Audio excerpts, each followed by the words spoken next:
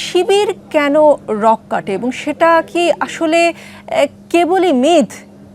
সত্যতা নিশ্চয়ই আছে, এমনি এমনি তো যা রটে তার তো কিছু বটেও নাকি? কিছুদিন আগে ছাত্র শিবিরের ঢাকা বিশ্ববিদ্যালয় শাখার সেক্রেটারি SM ফরহাদ বললেন যে ছাত্র শিবির কারো রক কেটেছে কিনা আপনারা গুগলে সার্চ দিয়ে দেখবেন, কিছুই পাবেন না। কিন্তু আমি তার কথা শুনে গুগলে সার্চ দিলাম এবং বেশ কিছু অভিযোগ পেলাম। আপনাকে দু একটা শোনাই। 1988 সালের 31শে মে রাজশাহী মেডিকেল কলেজ শাখার ছাত্রমৈত্রীর সভাপতি জামিল আক্তার রতনকে 4 হাত পায়ের রক কেটে হত্যা করা হয়। 1989 সালের রমজান মাসে ছাত্র ইউনিয়নের রাজশাহী বিশ্ববিদ্যালয় শাখার সভাপতি গাজী গোলাম মোস্তফাকে ইফতারের দাওয়াত নিয়ে গিয়ে হাতের রক কেটে দেওয়া হয়। এরকম আরো বেশ কিছু অভিযোগ গুগলে সার্চ করে আমি পেয়েছি। একদল বলে অন্য দলকে তোমরা পাকিস্তানের রাজাকার, অন্য দল বলে তোমরা ইন্ডিয়ার দালাল। আমরা কবে বাংলাদেশের সন্তান হব? বাংলাদেশকে নিয়ে বিদেশি শক্তির খেলা চলছে, আর এই খেলায় জামায়াতে ইসলামী তাদের বড় সহযোগী। আপনারা কি কোনো বিদেশি শক্তির খেলার পার্টনার? 71-এ জামায়াতের যে ভূমিকা সেটা বাঙালির মনে একটা নেগেটিভ প্রভাব ফেলেছে। যে বাংলাদেশের জন্য সবাই উদ্গ্রীব ছিল, সেই বাংলাদেশকে না চেয়ে পাকিস্তানের পক্ষ নেওয়াটা সেইটা এক ধরনের মানসিক, আমি যদি বলি বাঙালির মনের এগেইনস্টে চলে যাওয়া। সেই কারণে আপনার উদার দৃষ্টিভঙ্গির জন্য আপনি দিন দিন জনপ্রিয় হচ্ছেন। 71-এ জামাতের ভূমিকার জন্য দেশের মানুষের কাছে আনুষ্ঠানিকভাবে ক্ষমা চাওয়ার মতো উদারতা কি আপনি দেখাবেন? যুদ্ধাপরাধের দায়ে আওয়ামী লীগ সরকার জামায়াতের কয়েকজন নেতাকে ফাঁসি দিয়েছে, সাজা দিয়েছে, জামায়াতের নেতৃত্বে পরিবর্তন এসেছে, জামায়াতের নামেও পরিবর্তন হয়েছে।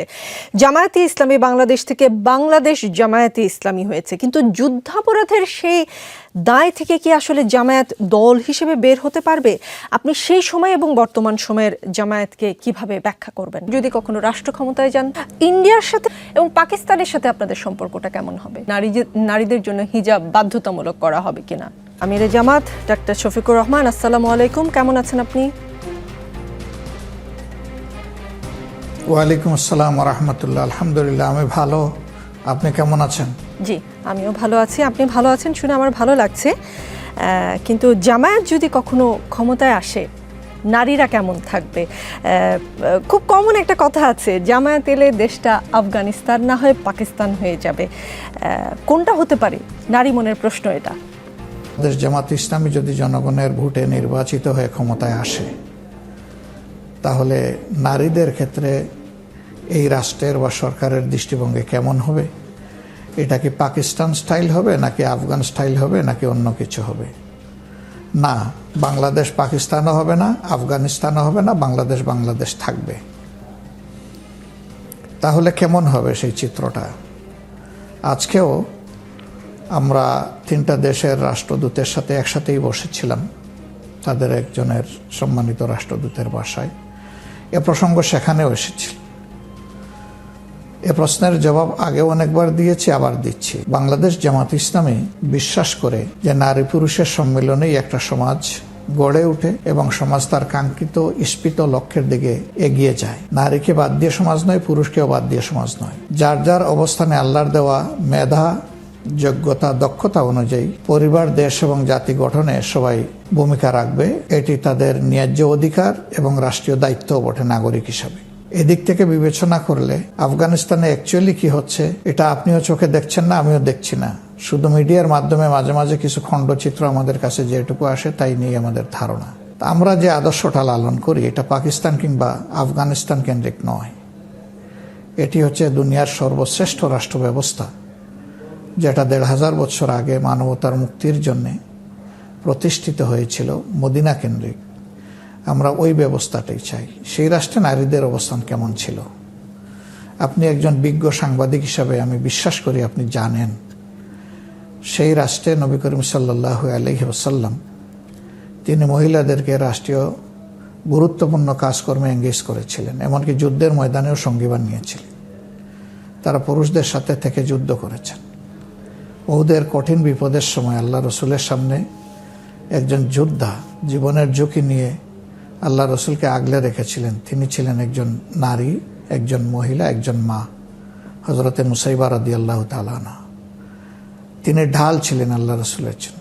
যুদ্ধ শেষে তার দেহ থেকে অনেকগুলা ঝুলন্ত তীর আল্লাহ রসুল নিজেই দাঁতে কামড় দিয়ে বের করেছিলেন।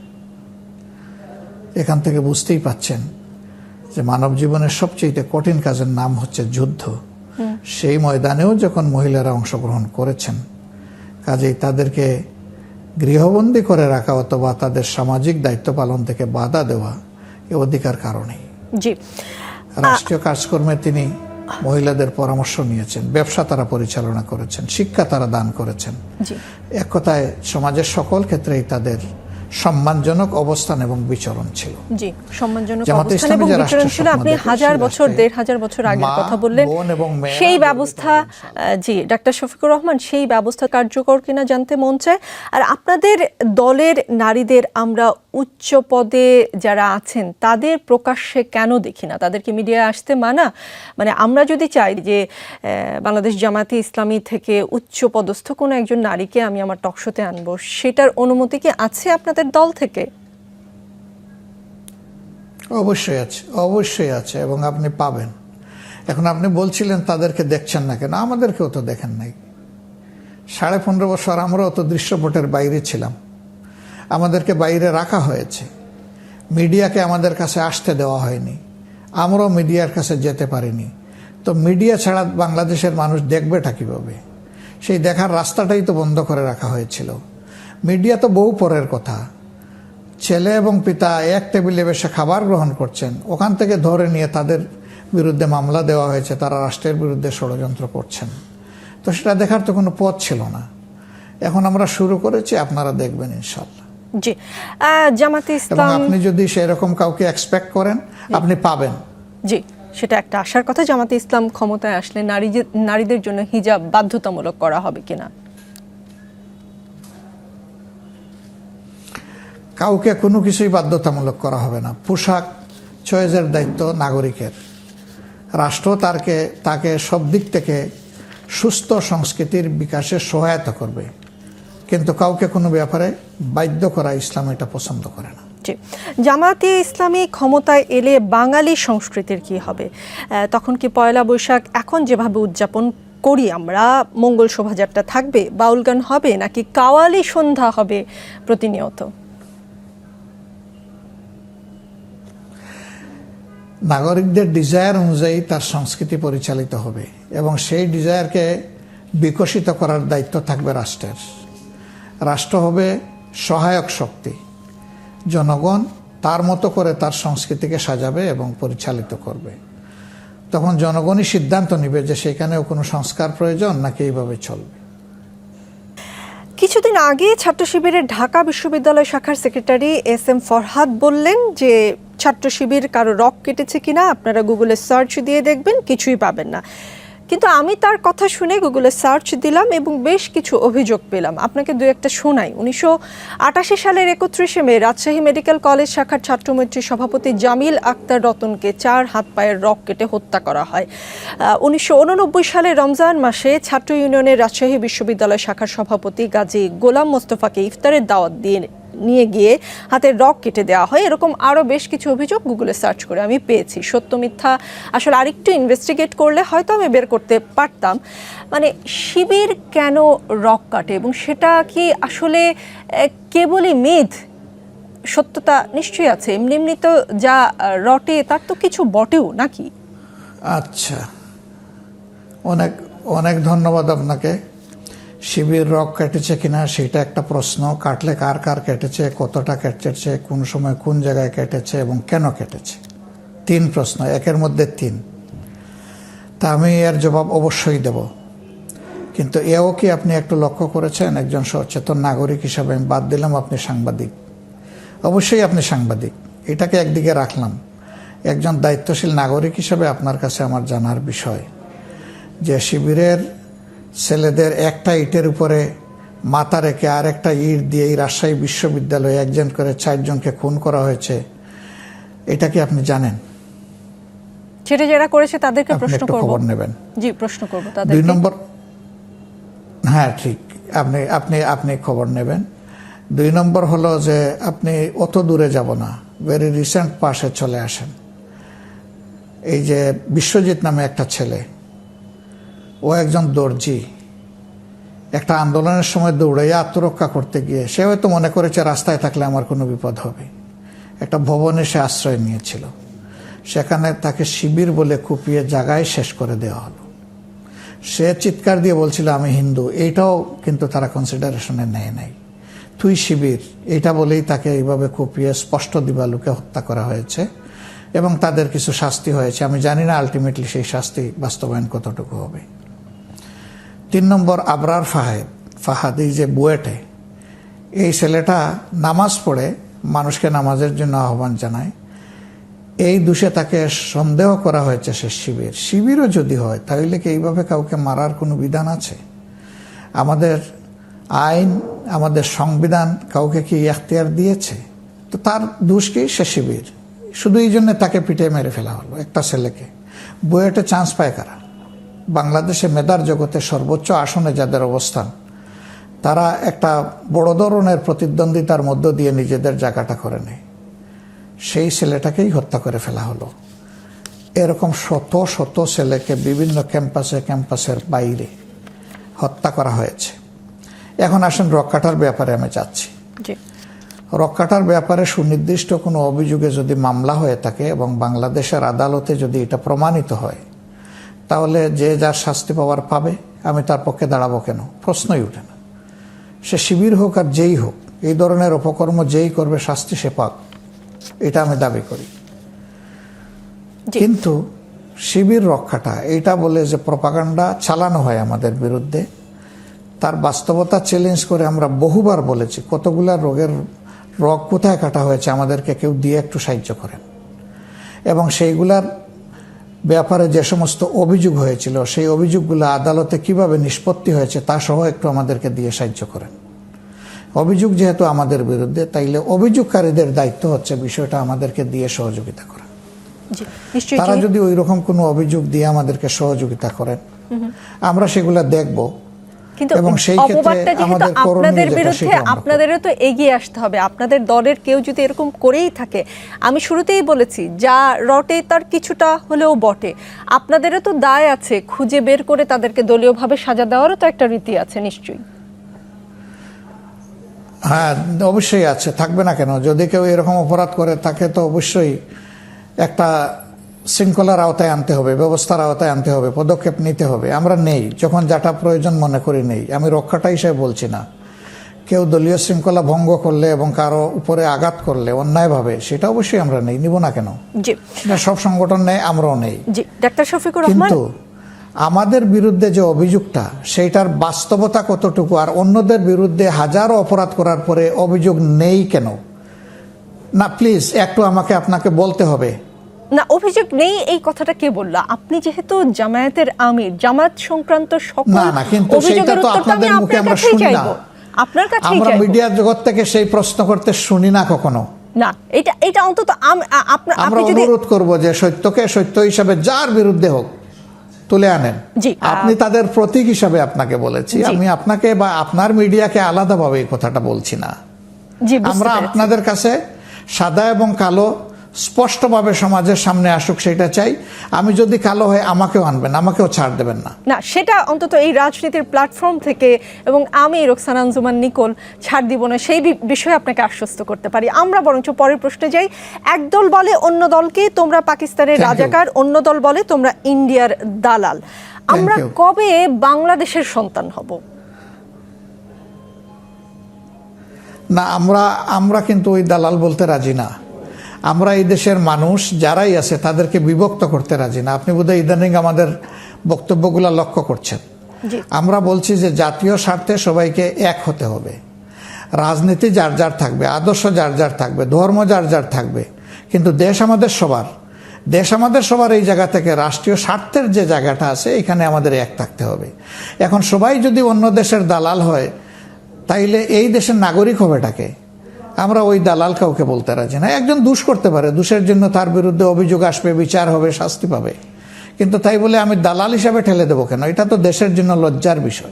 ইন্ডিয়ার সাথে আপনাদের সম্পর্কটা কেমন হবে জামাতে ইসলামের দল হিসেবে, এবং যদি কখনো রাষ্ট্র ক্ষমতায় যান তখন কি হবে, পরিকল্পনা কি? এবং পাকিস্তানের সাথে আপনাদের সম্পর্কটা কেমন হবে? আমরা ইন্ডিয়া এবং পাকিস্তানের সাথে আলাদা স্পেশাল সম্পর্ক একদিকে বিবেচনা করতে পারি। পাকিস্তান একসময় এই দেশের অংশ ছিল, আমরাও একই দেশ ছিলাম, সেটা একটা বিষয়। আবার ইন্ডিয়া আমাদের নিকটতম প্রতিবেশী এবং আমাদের মুক্তিযুদ্ধে তাদের অবদান আছে, এটা আরেকটা বিষয়। তো স্বাভাবিকভাবেই বাংলাদেশের সংবিধানে যে নীতিটা ফরেন পলিসির ব্যাপারে ডিক্লেয়ার করা আছে যে সবার সাথে আমাদের বন্ধুত্ব থাকবে পারস্পরিক শ্রদ্ধা এবং সমতার ভিত্তিতে, আমরা ইন্ডিয়ার সাথেও এটিই চাইব, এটিই চাই এবং এটি চাইতেই থাকব। ইন্ডিয়াকে ওই জায়গাতে আসতে হবে, এই পারস্পরিক সম্মান, শ্রদ্ধা এবং সমতার জায়গাটায় আসতে হবে। জি, কেউ কেউ বলে থাকেন, এটা আসলে বাতাসে ঘোরে টাইপের একটা কথা, বাংলাদেশকে নিয়ে বিদেশি শক্তির খেলা চলছে, আর এই খেলায় জামায়াতে ইসলামী তাদের বড় সহযোগী। আপনারা কি কোনো বিদেশি শক্তির খেলার পার্টনার? আমরা আসলে কোনো বিদেশি শক্তিকে বন্ধু ছাড়া অন্য কিছু ভাবতে রাজি নই। কোনো বিদেশি শক্তি, সেটা যে দেশ হোক, তারা যদি তাদের ইচ্ছা আমাদের জাতির উপর চাপিয়ে দিতে চান, তাহলে আমরা এই চাপানো কোনো অবস্থায় সমর্থন করব না। জনগণের এই রায়কে পাকিস্তানি শাসক গোষ্ঠী মেনে না নেওয়ার কারণেই অনিবার্য হয়ে উঠল একটি মুক্তিযুদ্ধ। সেখানে অনেক জীবন গেল, সম্পদ ধ্বংস হলো, ইজ্জত গেল, অনেক ক্ষয়ক্ষতি এই দেশটার হলো। কিন্তু আপনি লক্ষ্য করবেন যে দেশ স্বাধীন হওয়ার পরেই মাত্র 4.5 বছরের মাথায় সবকিছু পাল্টে গেল। পাল্টে গিয়ে বহুদলীয় গণতন্ত্রের সেই মূল্যবোধকে পাকিস্তান শাসন গোষ্ঠী মেনে না নেওয়ার কারণে, শাসক গোষ্ঠীর একগুয়েমির কারণে, বিশেষ করে ভুট্টো সাহেবের অবাস্তব এবং একগুয়েমির কারণে অনেক রক্ত গেল। দেশ স্বাধীন হলো। সেই স্বাধীন দেশে আওয়ামী লীগ ভোটের অধিকার অস্বীকার করার কারণে যে মুক্তিযুদ্ধ হলো, মুক্তিযুদ্ধের মাধ্যমে দেশ স্বাধীন হলো, সেই স্বাধীন দেশে আওয়ামী লীগ কি করলো? আওয়ামী লীগ সহ সকল দলকে নিষিদ্ধ করে দিল। আওয়ামী লীগের নামও থাকলো না। বাংলাদেশ কৃষক শ্রমিক আওয়ামী লীগ করলো, বাকশাল করলো, এবং সেই বাকশালের যে কনস্টিটিউশন ছিল সেটা পুরোপুরিভাবে একদলীয় শাসন ছিল। এখানে অন্য কোনো দলের কোনো ধরনের অংশগ্রহণের সুযোগ ছিল না। কার্যত গণতন্ত্রকেই হত্যা করা হলো। কেন আওয়ামী লীগ এটা করতে গেল? ইতিহাসের সর্বোচ্চ সম্মান এবং ভালোবাসার জায়গায় শেখ মুজিব সাহেব ছিলেন। তিনি পাকিস্তানের কারাগারে থাকলেও মুক্তিযুদ্ধে তার ভাবমূর্তি সহায়ক শক্তি ছিল, এটাকে অস্বীকার করতে পারবে। এবং এই জাতি তাকে যে পরিমাণ সম্মান দেখিয়েছিল, তিনি জাতির উপর আস্থা হারালেন কেন? বহুদলীয় গণতন্ত্রের সৌন্দর্যটা খতম হলো কেন? তার নিজেরই হাতে। আবার সেখানে রেগুলার আমাদের ফোর্স ছিল, সশস্ত্র বাহিনী ছিল, পুলিশ ছিল, আনসার ছিল, আমাদের বিডিআর ছিল। এর পাশাপাশি দেখা গেল রক্ষী বাহিনী গঠন করা হলো। সেই রক্ষী বাহিনী এতটাই ক্ষমতার দর ছিল যে সারা দেশবাসী তাদের কাছে অসহায় ছিল। যাকে তুলে আনতে ইচ্ছা করেছে তুলে নিয়ে এসেছে, যারা মেরে ফেলতে ইচ্ছা করেছে মেরে ফেলেছে। এর কোনো দায়বদ্ধতা কারো কাছেই তাদের ছিল না। কেন একটা স্বাধীন দেশে এমন হবে, যে দেশের জনগণ 70-এর নির্বাচনে 94% মানুষ তাদেরকে ভোট দিয়েছিল? এই জাতির প্রতি তারা আস্থা হারালেন কেন? হাজার হাজার তরুণ যুবককে বিনা বিচারে খুন করা হলো কেন? এরপরে দেখেন 96 তারা ইলেকশনে এসেছে। যে কোনো সময় তারা গণতান্ত্রিক মূল্যবোধের পরিচয় দেননি, এবং যে কেয়ারটেকার সিস্টেম থাকার কারণে তারা ক্ষমতায় আসতে পারলেন 96 সালে, 2009 সালে, সেই কেয়ারটেকার সরকারটার ব্যবস্থাকেই তারা শেষ করে দিলেন, জবাই করে খতম করে দিলেন। যুদ্ধাপরাধের দায়ে আওয়ামী লীগ সরকার জামায়াতের কয়েকজন নেতাকে ফাঁসি দিয়েছে, সাজা দিয়েছে, জামায়াতের নেতৃত্বে পরিবর্তন এসেছে, জামায়াতের নামেও পরিবর্তন হয়েছে। জামায়াতে ইসলামী বাংলাদেশ থেকে বাংলাদেশ জামায়াতে ইসলামী হয়েছে। কিন্তু যুদ্ধাপরাধের সেই দায় থেকে কি আসলে জামায়াত দল হিসেবে বের হতে পারবে? আপনি সেই সময় এবং বর্তমান সময়ের জামায়াতকে কিভাবে ব্যাখ্যা করবেন? ধন্যবাদ আপনাকে একটা ক্রিটিক্যাল প্রশ্ন করার জন্য। আজ থেকে 53 বছর আগে তৎকালীন পূর্ব পাকিস্তানে আমি আগেই বলেছি যে 70-এর নির্বাচন মেনে না নেওয়ার কারণে পশ্চিম পাকিস্তানিরা এই সমস্যার সৃষ্টি করেছিল। তারা এর প্রেক্ষাপটে মুক্তিযুদ্ধ হয়েছে। মুক্তিযুদ্ধে অবশ্যই পক্ষ বিপক্ষ ছিল, নাইলে যুদ্ধ হয় কিভাবে? একটা পক্ষে বাংলাদেশের যারা ভারতে আশ্রয় নিয়েছিলেন, তারা সেখানে ট্রেনিং নিয়েছেন, মুক্তিযোদ্ধা হিসেবে তারা যুদ্ধ করেছেন। একটা পর্যায়ে ভারত ঘোষণা দিয়ে তারাও তাদের পাশে এসে দাঁড়িয়েছে যুদ্ধের জন্য। অন্যান্য দেশও এই ক্ষেত্রে সহযোগিতা করেছে। আরেক পক্ষে ছিল এক্সিস্টিং পাকিস্তান আর্মি এবং তাদের আরো কিছু সহায়ক শক্তি। পাকিস্তানের অখণ্ডতায় পক্ষে ছিল আর অনেকগুলা দল, শুধু জামাতে ইসলামী না। তখনকার প্রধান দল ছিল মুসলিম লীগ। আজকে সেই দলটির অস্তিত্ব অনেকটাই দুর্বল, যার কারণে মুসলিম লীগের বিরুদ্ধে কোনো কথা নেই। কথা যদি কিছু থাকেই থাকে সব হলো জামাত ইসলামের বিরুদ্ধে। আমি তখনকার ছোট্ট শিশু, 12 বছরের শিশু। আমি তখন এনাফ ম্যাচিউরড না যে আমি রাজনৈতিক একজন বুদ্ধা হিসাবে তখনকার বিষয়গুলোকে সচক্ষে দেখে বিশ্লেষণ আজকে করতে পারবো।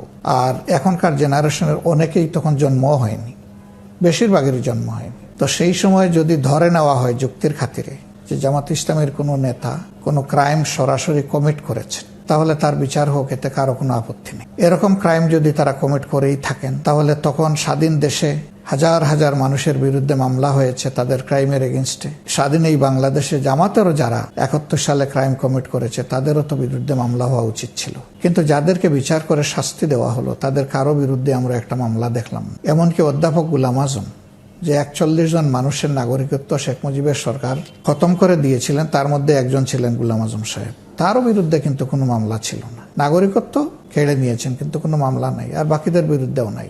স্বাভাবিকভাবেই বিবেকবান মানুষ, এবং আমি নিজেও প্রশ্ন করব যে তারা এত অপরাধ করলেন তখন মামলা করেননি কেন? আপনারা মামলা রেকর্ডে রাখতেন, সেই মামলা 100 বছর পরে বিচার হোক, মরণোত্তর বিচার হোক, অথবা জীবিত থাকা অবস্থায় বিচার হোক, তখন সবাই বুঝতো যে না, তাদের বিরুদ্ধে তখন অভিযোগ ছিল। জামাত তো তখন এমন কোনো অবস্থানে ছিল যে জামাতকে সমীহ করে মামলা করা যাচ্ছে না, সেই অবস্থায় তো জামাত ইসলামী ছিল না। এরপরে সাক্ষ্য আইনের যে ধারা আমাদের ফৌজদারি বিধিতে আছে, তার কোনো কিছু তখন মানা হয়নি, গ্রাহ্য করা হয়নি। না করে বানানো সাক্ষী, মিথ্যা অভিযোগ, সাজানো কোর্ট দিয়ে এগুলা করা হয়েছে। বলবেন যে তার প্রমাণ কি? তার প্রমাণ তো ভুরি ভুরি, 2টা প্রমাণিত যথেষ্ট। স্কাইপ কেলেঙ্কারির বিষয় যেটা প্রকাশ্যে এসেছে, আর একটা সেফ হাউস তৈরি করে সাক্ষীদেরকে সেখানে কথা শিখিয়ে দেওয়া হতো যে কি সাক্ষী তারা দেবে। মনমতো যারা দিত না ওদেরকে পিটানো হতো, আর যারা দিতে পারতো তাদেরকে উপহার দেওয়া হতো। সেগুলো মিডিয়া এসেছে, এগুলা পরিষ্কার। এরপরে দেখেন যে আদালত চলছে বাংলাদেশে, আর রায় লিখে দেওয়া হচ্ছে ব্রাসেলস থেকে। আদালতে কিভাবে পারফর্ম করতে হবে বিচারককে শিখিয়ে দিচ্ছেন ব্রাসেলস থেকে একজন, অথচ বলা হচ্ছে এই আদালত নাকি স্বাধীন আদালত। তো স্বাধীন আদালতের এই অবস্থা, সারা দুনিয়া এটার এগেনস্টে কনসার্ন এক্সপ্রেস করেছে। যদি তারা দোষী হন তাইলে তাদেরকে শাস্তি দেওয়া হয়েছে, এটা যথার্থ। আমরা এটাকে পরিষ্কারভাবে প্রত্যাখ্যান করেছি প্রত্যেকটি রায়কে, এবং আমরা বলেছি এটা বিচারিক হত্যাকাণ্ড। এটা শুধু আমরা বলি নাই, বিশ্বের অনেক মানবাধিকার সংগঠনও বলেছে, রিপোর্টেড মানবাধিকার সংগঠন, অ্যামনেস্টি, হিউম্যান রাইটস ওয়াচ, সকলে বলেছে। তো সেই জায়গা থেকে দায়, আগে তো দায় বর্তে হবে, তারপরে না স্বীকার অস্বীকার করার প্রশ্ন। ডাক্তার শফিকুর রহমান, কেন যুদ্ধের পরপরই যুদ্ধ বিধ্বস্ত একটি দেশে মামলা হয়নি? কেন 42 বছর পর মামলা হলো, সাজা হলো? এটা বিচারিক হত্যাকাণ্ড।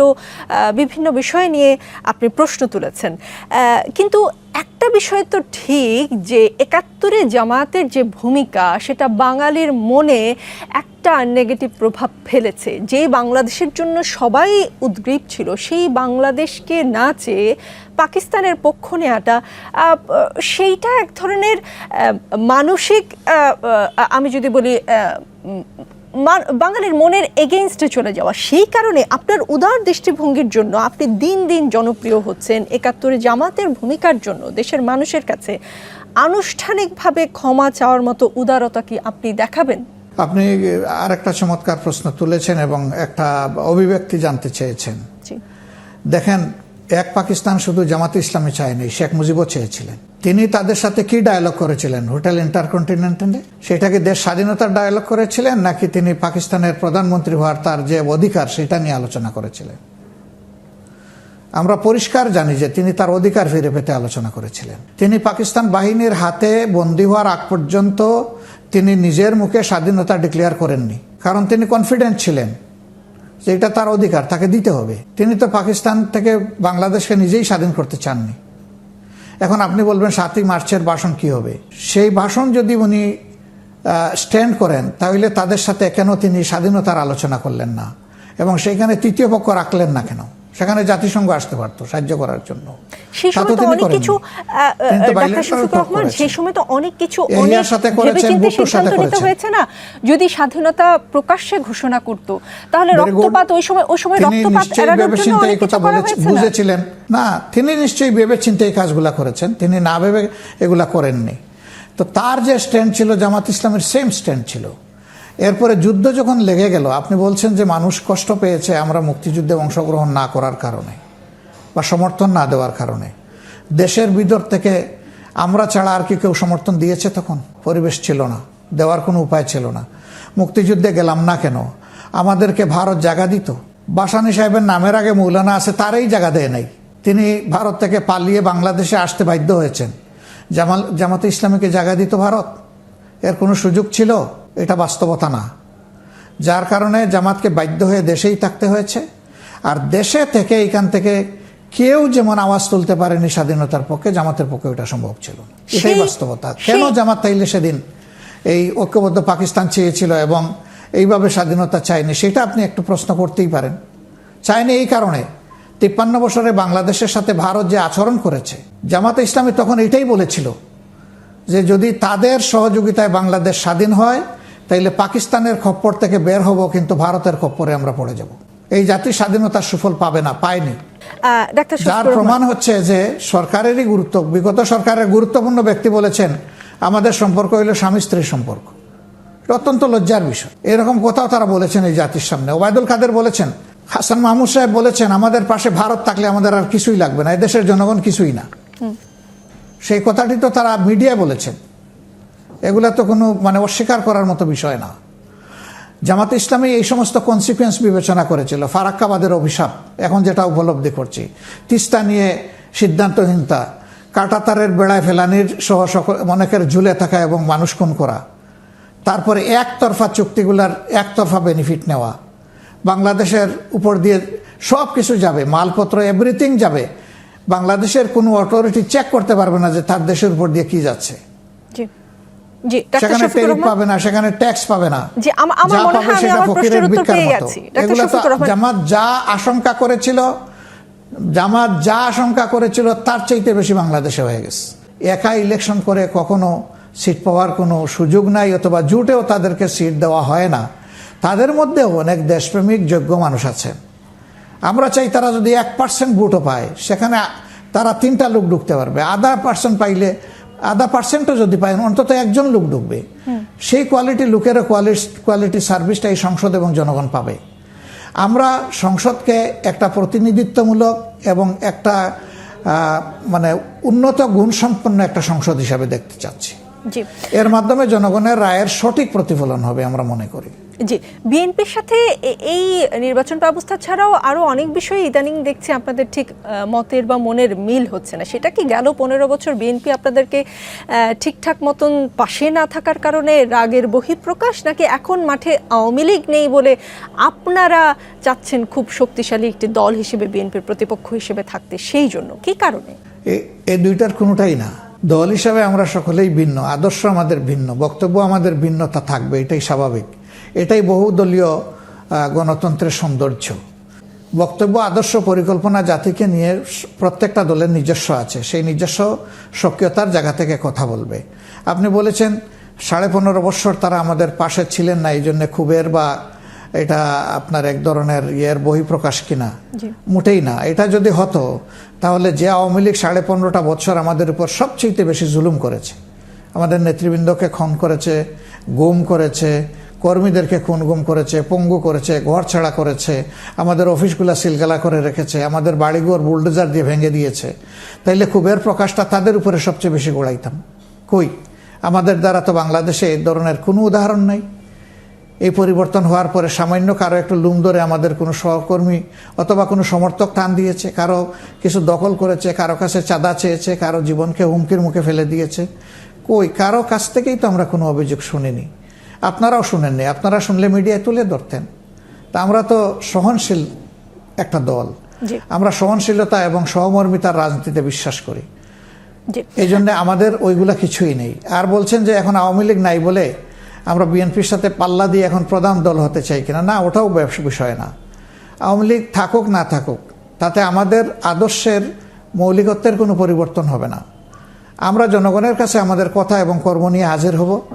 জনগণ ওনাদেরকেও যাচাই করবে, দেখবে, অতীত বর্তমান সবই বিবেচনায় নেবে নিয়ে তারপরে জনগণ যেটা করবে সেটা। এখন যদি বেশিরভাগ জনগণ আমাদেরকে সাপোর্ট করে, এটা জনগণের উদারতা, ভালোবাসা আমাদের প্রতি। যদি না করে, তাহলে আমাদেরকে বুঝতে হবে যে আমাদের পরিকল্পনার যোগ্যতা, কর্মসূচির ঘাটতি রয়েছে, সেটা আমাদেরকে পোষাতে হবে।